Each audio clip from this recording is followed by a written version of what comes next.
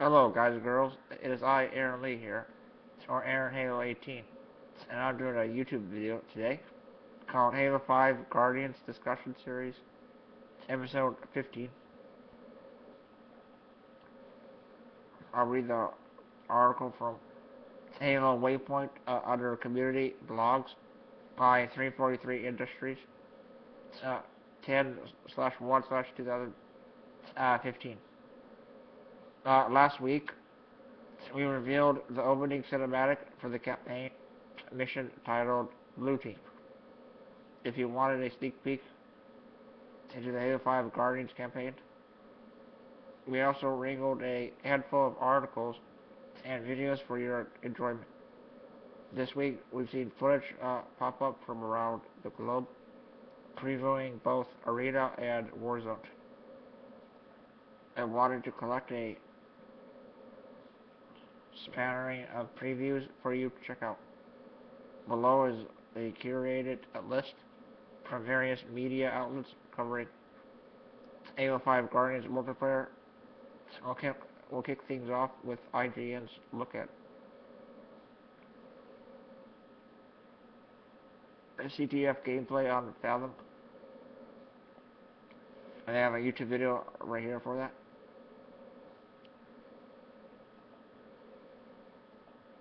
It says read Polygon full contact hands-on with Halo 5's Arena multiplayer.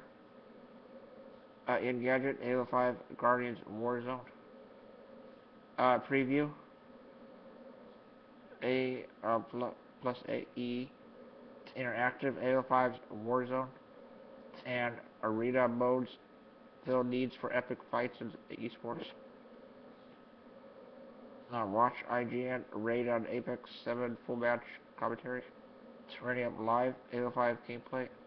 Raid on Apex 7. Spectator Halo 5 Guardians Warzone.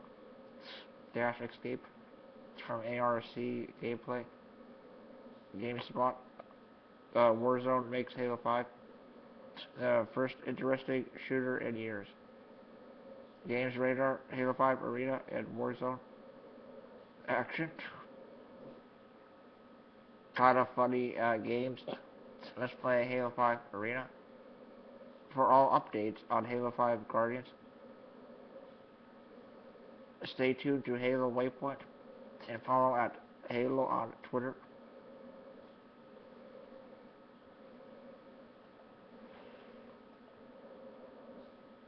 That was kind of a short article there.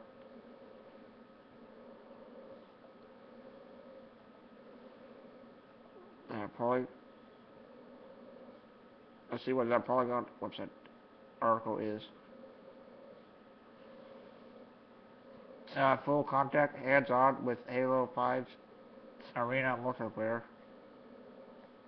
by Arthur Guys at AG's on September 25th, 2015 at 3:02 a.m.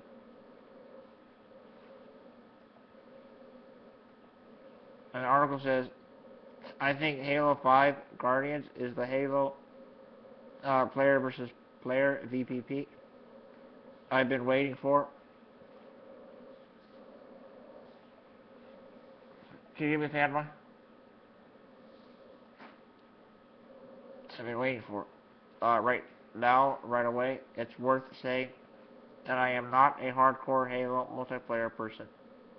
In large part because I'm not sure why. Actually, it might come down to melee combat and physicality. I loved Halo Combat Evolved's multiplayer, but I think every original Xbox owner was contractually obligated to. I enjoyed Halo 2 at first, but the battle rifle's rise to prominence soured it a bit for me, as I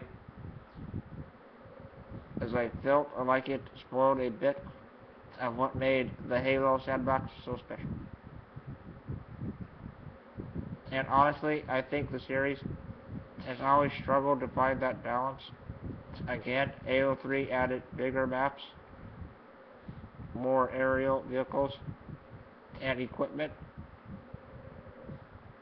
which were great, but melee still felt a little bit out in reach. Melee assassinations made their way in, which were fun, but were a liability in competitive play because of the amount of time taken to perform.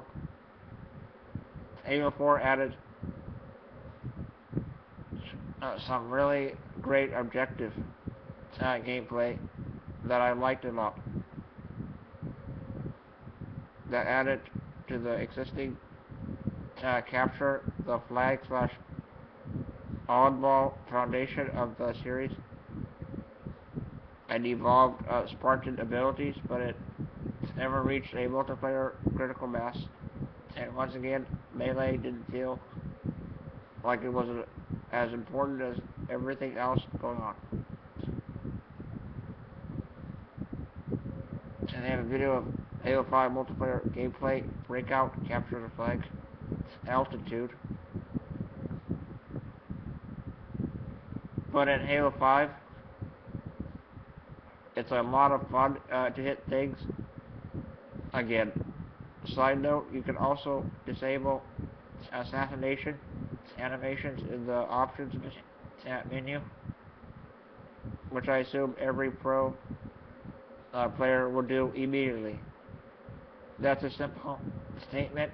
Granted, I think at its heart, I'm really enjoying that there are so many ways to make physical contact with your enemies at various points of engagement, at different speeds and from different angles. This isn't necessarily a surprise if you played the Halo 5 multiplayer beta last year, but it's especially clear on the new stages on display at last week's event that there are many different levels of verticality in each level, and in turn there are a lot of ways to propel your Spartan mass into someone else. Reinventing Halo, the multiplayer future of Halo 5. Halo is a commercial enterprise. It has to make money. It has expectations.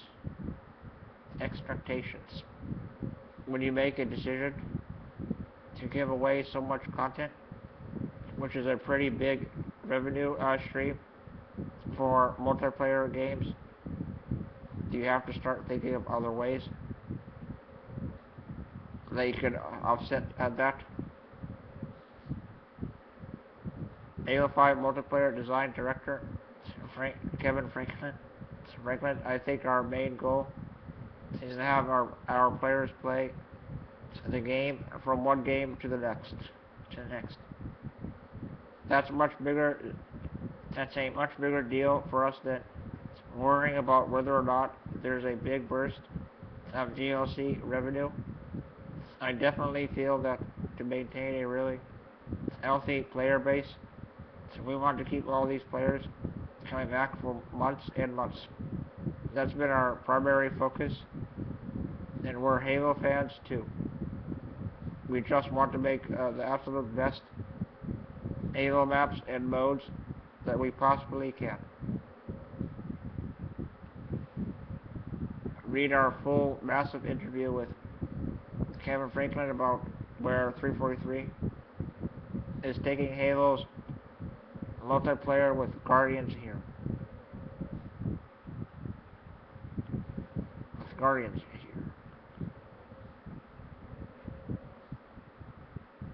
In fact, every ability added to your Halo repertoire in Halo 5 seems based on basic physical interactions and mobility in a combat scenario. Running isn't just for covering ground faster or getting away. It's the basis for a powerful shoulder charge that left me feeling like the office linebacker after I got my bearings. I became a terror like the world's fastest, angriest, most armored toddler, plowing my way through the other team from every direction. But I also learned my limitations when I collided with people face to face and nearly drained my shields on contact. It was fun, but it didn't feel overpowered, which granted we won't know until the game comes out and ostensibly hundreds of thousands of people offer a wider up use case. The shoulder charge strikes me as a more meat and potatoes useful piece of the arsenal than the much more talked about ground pound through the latter's skill shot.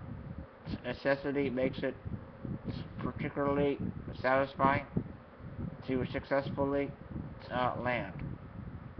On the whole, though, there are enough differences present from the beta last fall. Running is slower, but base speed is faster. Turning and strafing is faster. The ground pound is easier to do. It feels like the rough edges I caught myself on in the beta are mostly gone. And it's a lot of fun to move around in arenas, sandbox. Last week was also a first look at Capture the Flag, which for any other game would be a laughable stretching of the term preview. But for Halo 5, it felt more important. The things you can do in a Halo game have always been about more than kills. Because of the sports-like nature of its earliest objective-based game types, which is a roundabout way of saying that Capture the Flag is really important to Halo. And the great news is that it works really well so far with all of the tools added to Halo 5. At least it does in Arena's more traditional Halo structure. 343 also set us loose with a single flag CTF variant in Breakout, the aggressively esports oriented single spawn game mode that also appeared in the multiplayer beta. Breakout still works great for what it is, and the single life allotted to everyone makes for a more careful, tense game of Halo. But it also made for some fairly anticlimactic capture the flag moments. Everyone just died too fast. Once again, the sample size of players I had to determine whether this will be a thing was small. And the truth will only out once a larger number of players get into the game. And I'm sure that esports teams will make it a much more competitive experience. I suppose that's the whole problem with playing a game like Halo 5 outside of a full release, where a huge population of players is straining at all times to break it. Essentially to solve its beta and find the best possible exploits for its mechanics. Right now, I think Halo 5 feels great. There's that word again, feel. At 60 frames per second with all the new physical abilities added to Spartans, Halo 5 feels better to me than Halo ever has. More physical, more connected. 343 is saying all the right things about a game that should find a community with an excitement on competitive balance. Emphasizes on competitive balance and totally free map additions over time for the foreseeable future. But only release will tell if it gets off the ground and brings Halo multiplayer back to the kind of prevalence that made it the standard barrier for online shooters. You can read more about Halo 5's campaign here.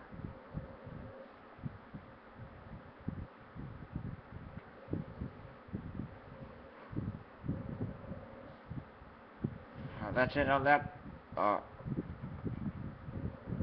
article, guys and girls.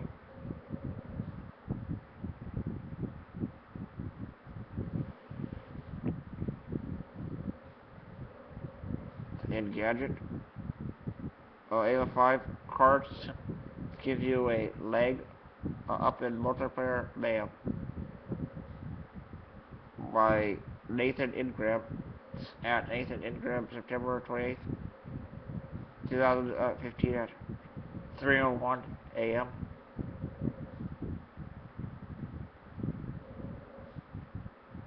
We're going to need a lot more time to properly judge the main story campaign in Halo 5 Guardians, but as with all Halo games, the story mode is far from the only reason to play Halo 5. Will come with co-op multiplayer in the main game in the classic arena 4 versus 4 deathmatch, but there's also a new mode this time around.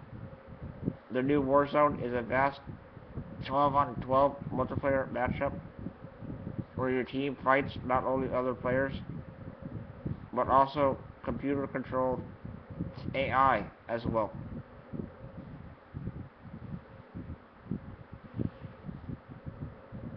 Instead of simply racking up as many kills as possible, Warzone matches are based on which team scores the most points, which you can rake up by doing a variety of things. Kill counts, but so do taking out the big AI bosses that attack your team. There's also some capture the flag style elements in play here. Each zone has several important landmarks you can take over and defend with 24 players running wild. It can be quite the chaotic experience, but in a good way for the most part. And if you're new to Halo, like I am, Warzone might be one of the best way to get into the game. That's because there's a new system that lets you get your hands on a wide variety of weapons, armor, vehicles, and more to help even your odds for your team. It's called the requisition system, hereafter referred to as the REQ system, REQ, and it promises to keep players on their toes.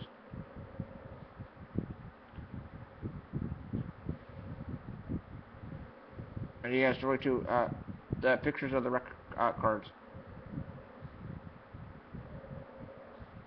By playing either Warzone or Halo 5's traditional arena multiplayer,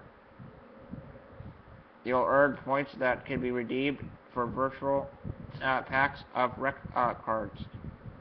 Depending on how many points you want to spend, you can get packs that will increase your chances of scoring more rare and powerful items, while some of the items you'll get are more cosmetic in nature.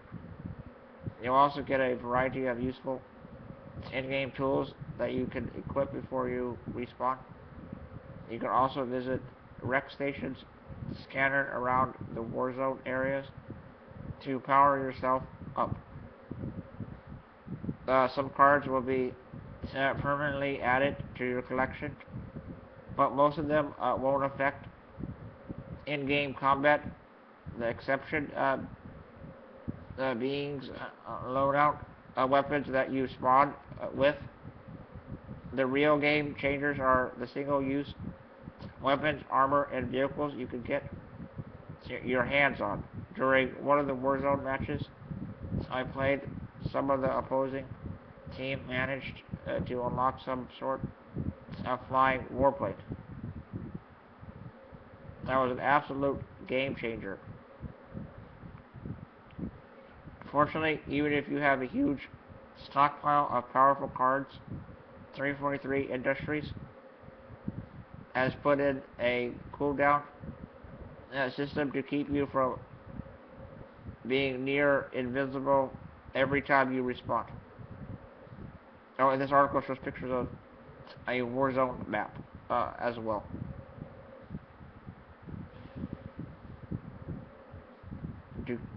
To keep you from being near invincible every time you respawn. Each card has an associated level that your team will need to achieve before you can use it, and the higher the level card you use, the longer you'll have to wait before you can use a similarly powerful tool. If you're worried about getting gogged with in-game purchases for the best gear, 343 Industries notes that everything can be earned through the game's rec points system. It seems that certain items won't be restricted to those who want to use real-world dollars here, but spending your own cash could give you a big laying up on the competition.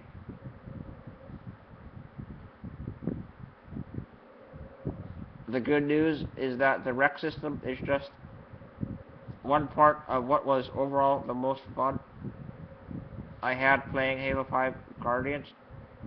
During the private press demo Microsoft hosted recently, the madness of a 12-on-12 match, the unpredictability that the rec system brings to the game, the combo of AI and human advisories, and the variety of different goals beyond just kill as much as possible made Warzone a blast. Even though I was clearly outclassed by a number of other players, if Halo 5 single player campaign is better with friends, Warzone really made me want to find a whole squad of companions to team up with. Tags: Halo 5, Halo 5, Halo 5.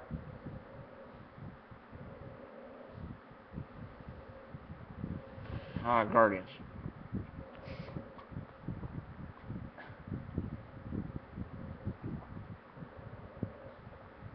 I guess I read three articles here, guys.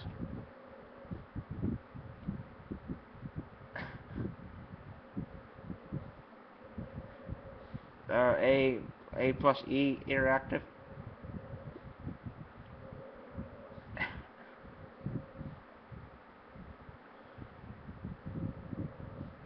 The Bay Area Arts and Entertainment blog site. Then it has one comment on it. Halo 5's Warzone and Arena modes fill needs for epic fights and esports.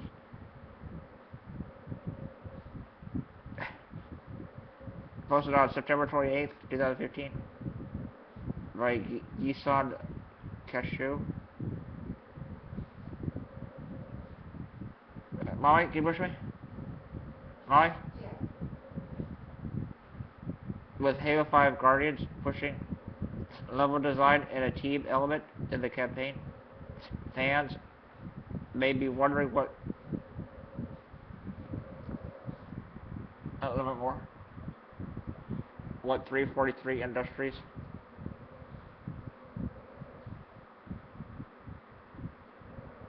has in store on the multiplayer side. In short, they should be expected a little bit of the old and a lot of the new. And they show pictures of the map of Breakout.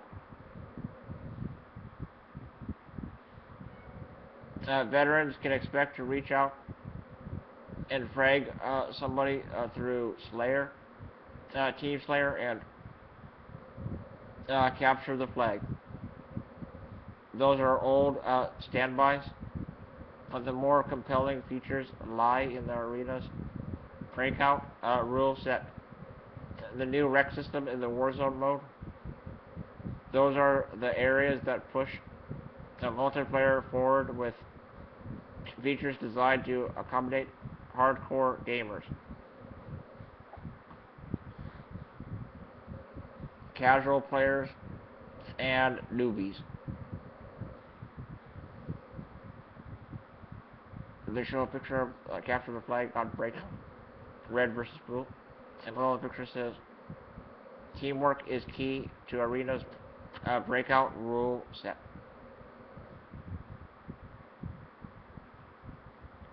The best new mode in Arena. Let's take a closer look at Arena's Breakout.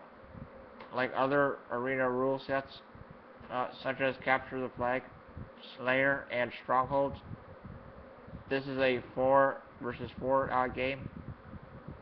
It's all skill based, so those with the best aim and cunning will find success. The game pits two teams on opposite ends of the map with the goal of either eliminating everyone from the rival team or taking a flag and bringing it to the heart of the enemy base. The gameplay is similar Counter-Strike, with the two teams hitting choke points in areas with important weapons.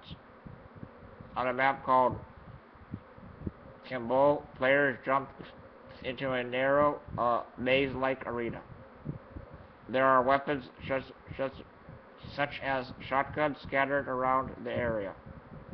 Because the map is flat, with big cubes creating cover and long corridors.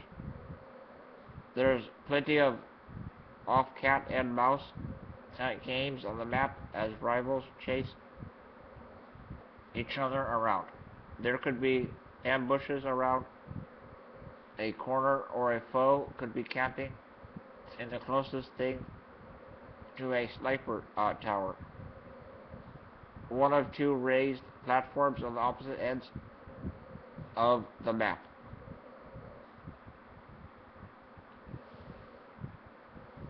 They show another picture with red versus blue again. And below the picture says, once you die in Breakout, there is no respawning. A mode geared toward esports. We also played Breakout on a map called Altitude. It was the opposite of Kimball. The map had verticality with a hill holding a flag and ramps leading up and down across a narrow stage. I was lured to the heavy weapon that the designers placed at the bottom in a chamber right below a flag. Whoever grabbed the gun had a huge advantage over others. Each round is done fairly quick thanks to the lack of respawns, and it rarely reached the 2-minute limit. If there are players left on both sides, and no one has captured the flag and put it on the enemy base, the game ends in a tie. My team went on a 4-round winning streak. Unfortunately, we also went on a 5-game losing streak and lost the match. The first team to 5 wins is declared the winner. When cleaning detailed levels and easy to grasp format, it seems as though Breakout is geared toward esports. It does a great job of building those tense moments when there are two versus 1 or 2 teammates make a last stand against a full squad. Even when I wasn't playing, because yes, I died. I was still glued to the match and watching the conclusion. The picture down below is a map with sand and water and 4 rudder structures and to a mech robot and a red Spartan and a Phaeton ship in the sky with the mech shooting at it with missiles. And below the picture says these mechs will be sought after and require a rec card.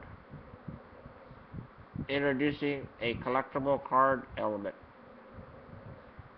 Rec cards are the Hearthstone element to Halo 5 Guardians multiplayer. This is where players will spend the rec points they earn in multiplayer mode. They purchase gold or legendary card packs, or they can buy silver level versions of them with real money. And when they rip them open, they get anything from weapons to vehicles to power-ups. The cards have different variety levels, with common being the most abundant to legendary being the most limited. 343 Industries keeps the game balanced by limiting rec cards to certain game modes. With Arena focused on skill, the only rec cards allowed are cosmetics, such as a fancy-looking Teshin Shariah visor or a special assassination animation. In addition, both cards are approved for Arena. These single-use recs give players an experience or point boost that's calculated at the end of the match. On the other hand, everything is legal in Warzone. Players can bring in special weapons like a modified SMG with an energy baton, bayonet. Vehicles and heavy weapons are also huge. If they're lucky, packs may even contain power-ups such as active camo or armor mods that augment a player's ability, like sprint speeds. The rec ends up being a huge part of Warzone. And it's part of the reason that mode is so fun. To show a picture down below of the Warzone map with red Spartans versus blue Spartans, and the blue Spartans driving a ghost.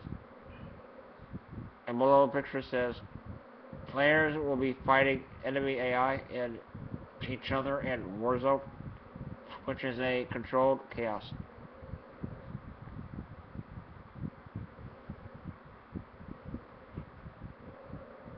Warzone has pretty much everything.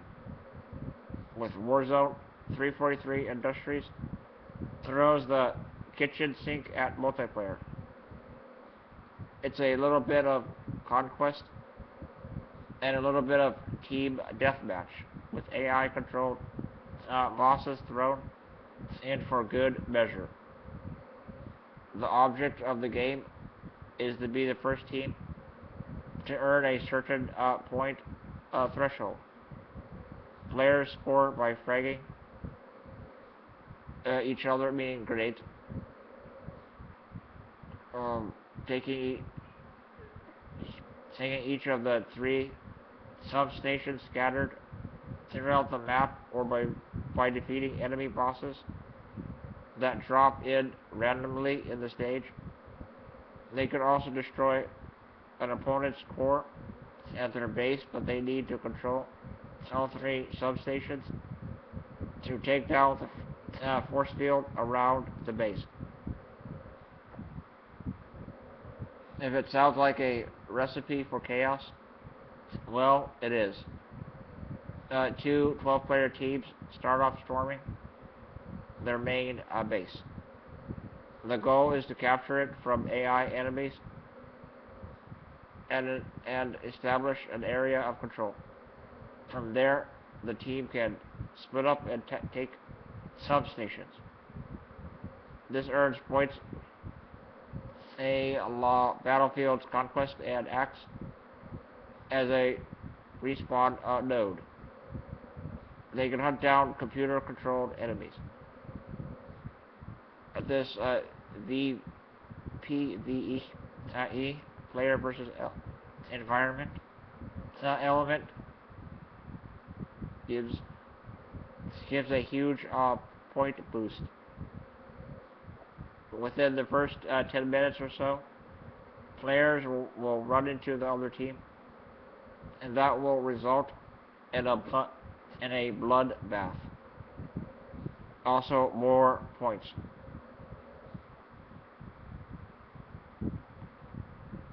Because there is no holds barred, players can head to rec stations scattered throughout the base or substation. From there, they can also change their loadout, grab power weapons, summon vehicles, or add power-ups or mods. The one caveat is that players need to build up energy to use a rec.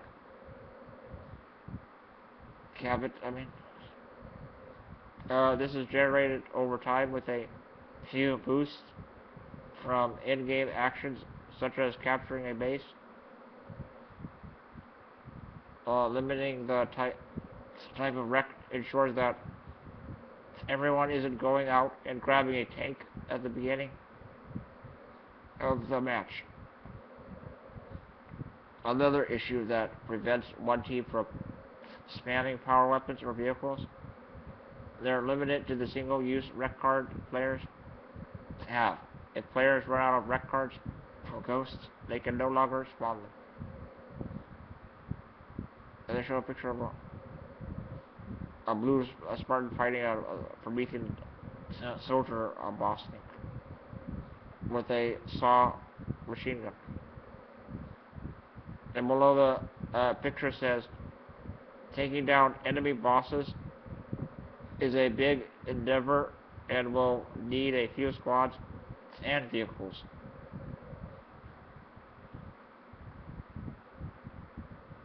A look at the large Warzone maps.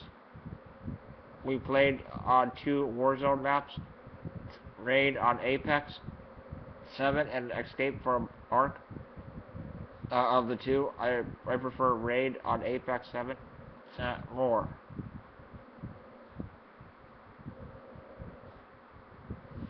It's on an island with 2 bases.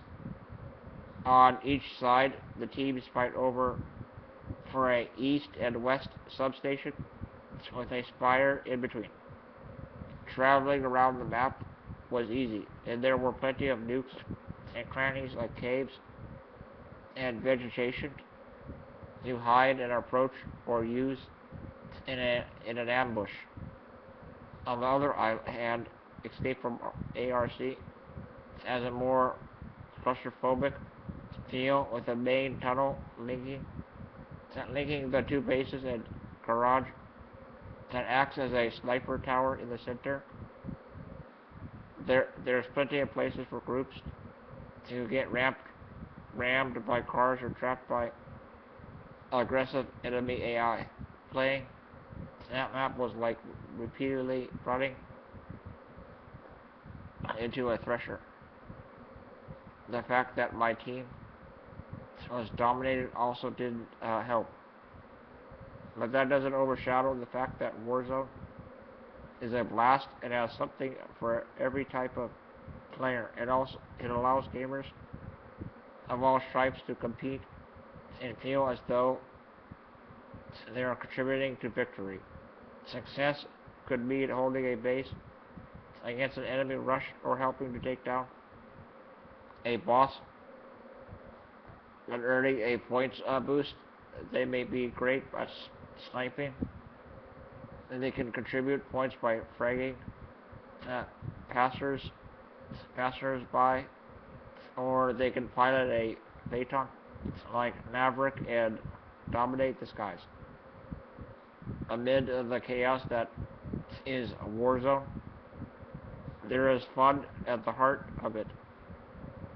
Fans can experience that soon when Halo 5 Guardians is released on Xbox One on October 27th.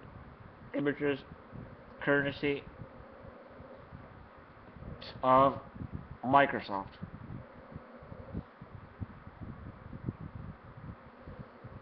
The tags are 343 Industries, Arena, Halo 5 Guardians, Halo 5, Warzone, Xbox One. I read three